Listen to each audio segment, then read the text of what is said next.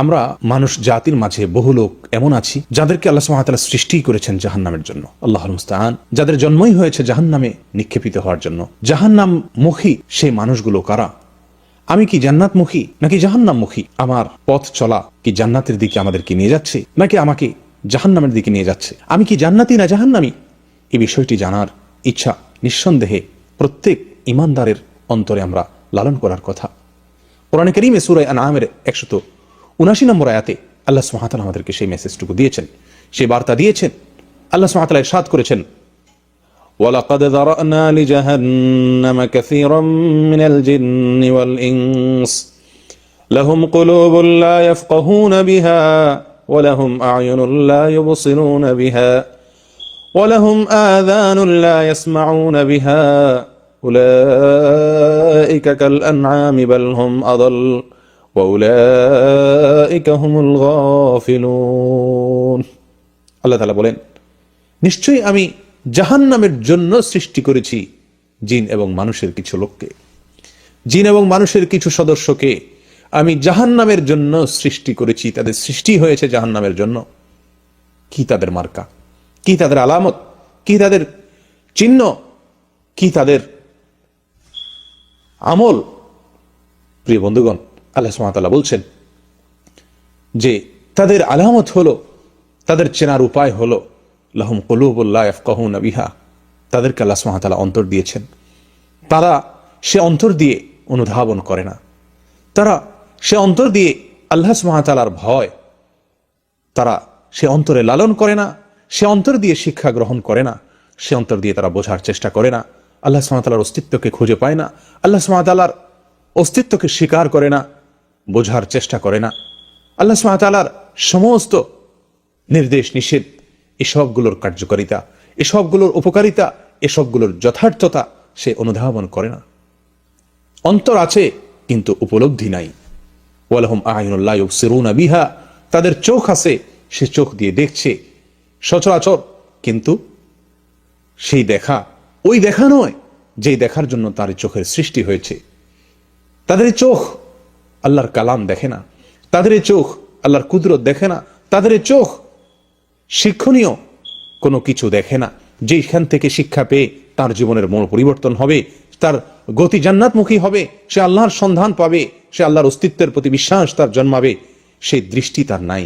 চোখ আছে কিন্তু সেই চোখ দিয়ে তারা দেখে না। ওয়ালাহুম আযানুন লা ইয়াসমাউনা বিহা, তাদের কান আছে কিন্তু সে কান দিয়ে তারা শুনে না। আল্লাহর কথাকে, আল্লাহর নির্দেশকে, তার নবী সাল্লাল্লাহু আলাইহি ওয়াসাল্লামের সুন্নাহকে, তার নবী সাল্লাল্লাহু আলাইহি ওয়াসাল্লামের বাণীকে, তার নির্দেশনাবলী সমূহকে সে শুনে না, শুনতে পায় না, শোনার চেষ্টা করে না, শ্রবণ করে না। প্রিয় বন্ধুগণ, অন্তর আছে কিন্তু উপলব্ধি শক্তিটুকু নাই। কান আছে কিন্তু শুনে না, চোখ আছে কিন্তু দেখে না। আমাদের সমাজে এমন বহু লোক আমরা আছি, আল্লাহ মাফ করুন, যারা প্রতিনিয়ত জাহান্নামের কথা শুনছি কিন্তু শুনেও আমরা যেন শুনতে পাচ্ছি না।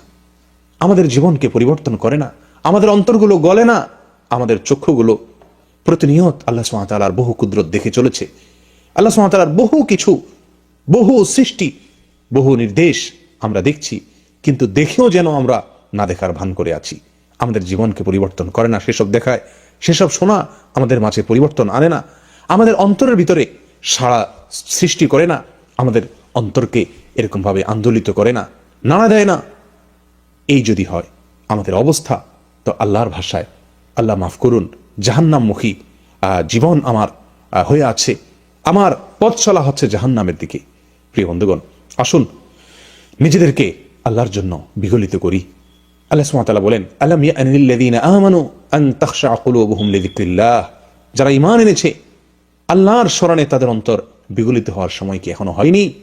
প্রিয় বন্ধুগণ, মৃত্যুর আগে আমার অন্তরটি এত কোমল হতে হবে যে আল্লাহর ভয়ে আমার অন্তর গলে যাবে, যে আল্লাহর কথা শুনবো তো আমার পরিবর্তন হয়ে যাবে, আমার ভিতর পরিবর্তন এসে যাবে, আল্লাহর নির্দেশকে দেখব, আল্লাহর কুদরতকে দেখতে পাবো, সঙ্গে সঙ্গে আমার ভেতরে পরিবর্তনের হাওয়া লেগে যাবে।